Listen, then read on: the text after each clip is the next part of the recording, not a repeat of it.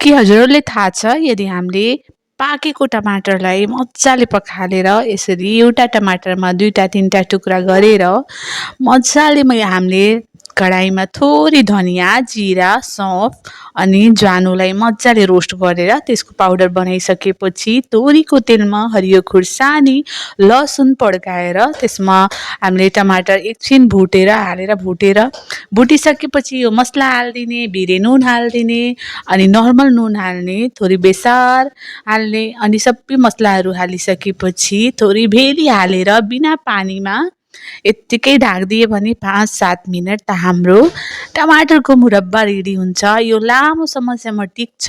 1 महिना 2 महिना 4 महिना जति दिनसम्म राख्न सक्नुहुन्छ त्यतिसम्म टिक्छ। अनि रोटीसँग भातसँग छिटो बेलामा तरकारी बनाउन मन छैन भने रोटीसँग यो अचार खानु, अचार नभनौँ न यसले मुरब्बा भनौँ टमाटरको, यस्तो मिठो हुन्छ, एकचोटि ट्राई गर्नु होला।